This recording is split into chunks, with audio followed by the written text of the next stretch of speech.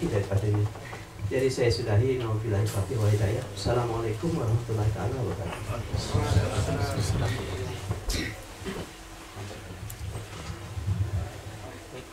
Majlis mengucapkan jazakumullah khairal jaza kepada yang berbahagia Encik Man Aziz Sulaiman, Pengarah Jabatan Penuntut Malaysia United Kingdom dan Ireland, di atas ucapan pembukaan dan adu-aduan disampaikan sebentar tadi.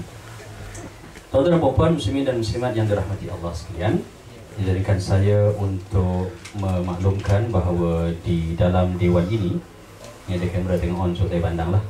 Di dalam dewan ini masih ada ruang untuk kalau sekiranya sama ada muslimin atau muslimat, untuk kalau nak lihat Ustaz Irfan secara live dewan ini. Tapi for those who prefer to have it dalam TV, bolehlah terus berada di surau sana. Ya, diharap selesa lah di sana, dan insyaAllah sekali-sekala saya akan jumpa di sana lah. Yang betul ni tak saya video sebelah sana. Sedikit sahaja ta'aruf, dan insyaAllah mungkin secara indirect tuan penceramah kita akan lebih memperkenalkan dirinya mungkin dalam sesi ceramah dan soal jawab nanti. Al-Fadhil Ustaz Ahmad Irfan Ikmal Hisham, lulusan ijazah pertama daripada Universiti Al-Azhar tahun 2001, dan menyambung pengajian di peringkat ijazah kedua dalam bidang Islamic Jerusalem Studies di University of Aberdeen, dan sekarang ini menetap di Aberdeen, dan ada urus-urus insyaAllah akan sambung untuk peringkat kedoktoran pula. Dan beliau sememangnya di antara speaker kita yang mempunyai info yang pelbagai dan mantap dari sudut pengajian-pengajian dan juga maklumat berkaitan tentang Palestin, Jerusalem, dan juga isu-isu yang berada di Timur Tengah. Dan kita akan persediakan berbagai ustaz, dan insyaAllah selepas daripada itu, sebelum daripada persembahan artis-artis nasyid kita, adalah kita buka ruang berdasarkan kapasiti masa, selagi mana semua tak berapa kritikal kelaparannya. Kita akan buka untuk soal jawab. Bila tidak ada soal jawab, bermakna itu dah menunjukkan alamat kubro, tanda besar bahawa Mori telah hampir tiba. So, kita ada mutual understanding. InsyaAllah saya akan cuba sedaya upaya untuk memahami dari sudut facial expressions yang tuan-tuan dan puan akan berikan. Majlis dengan segala sukacitanya mempersilakan Fadil Ustaz Haji Ahmad Irfan Ikmal Hisham untuk menyampaikan ceramahnya di bawah tema kiblah pertama. Falyatafaddal majura.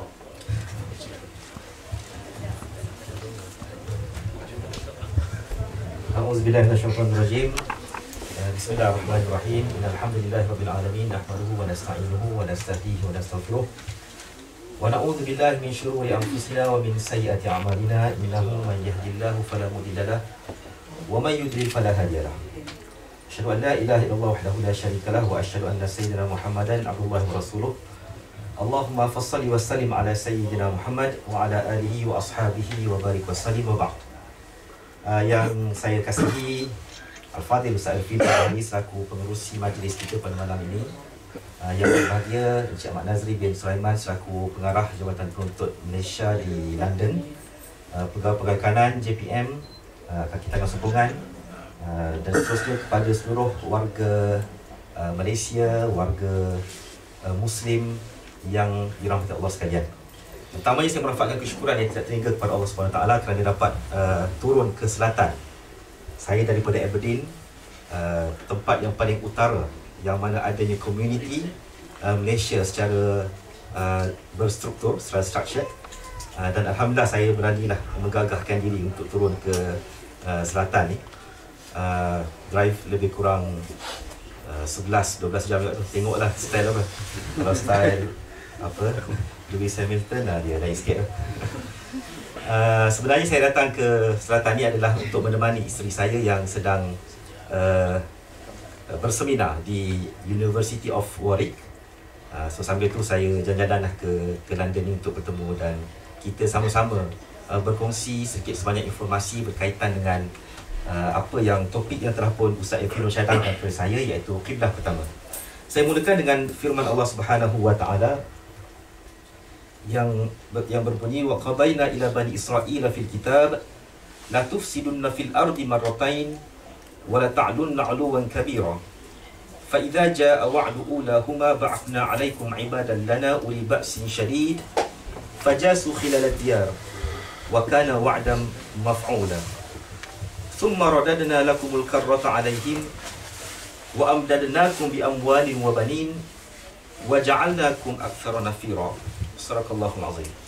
Yang bermaksud kami telah pun menyatakan kepada Bani Israel dalam kitab itu, yakni dalam ketentuan Allah Subhanahu wa taala, sesungguhnya kamu akan melakukan kerosakan di muka bumi sebanyak 2 kali. Dan sesungguhnya kamu akan berlaku sombong dan angkuh dengan melampau. Dan apabila telah pun sampai kepada janji yang pertamanya daripada keduanya, Allah Subhanahu wa taala akan mengutuskan kepada kamu, yakni kepada Bani Israel, kepada orang Yahudi, hamba-hambanya. Akan diutuskan hamba-hambanya. Saya minta maaf atas sebab limitation of technology, tak nampak translation kat bawah tu. Okey. Yang mana sifat hamba-hamba itu ialah mempunyai uli ba'sin syadid, yang mempunyai kegagahan, keampuhan dari sudut kekuatan, tenteraan, akidah dan seumpamanya. Dan mereka akan berlega-lega di persekitaran kediaman mereka, dan sesungguhnya janji Allah itu akan terus terlaksana.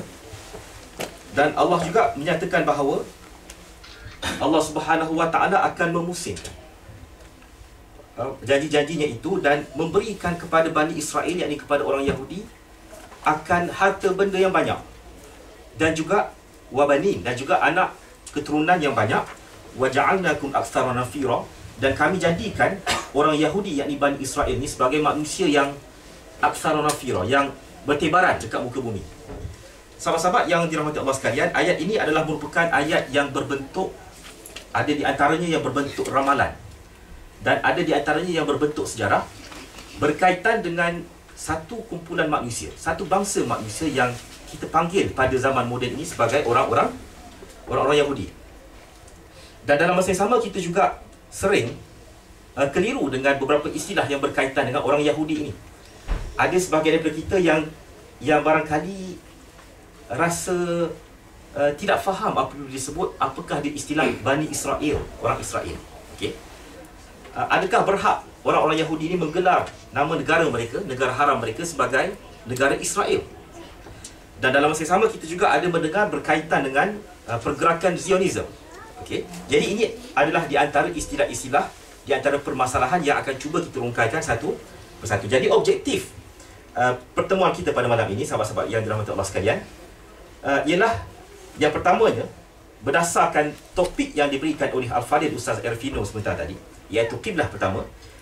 Kita mengetahui bahawa zaman sekarang ni, kita tahu bahawa bangsa Yahudi telah pun menjajah Baitul Maqdis. Dan di dalam Baitul Maqdis itulah terletaknya kiblat pertama milik umat Islam, iaitulah Al-Masjidil Aqsa. Okay.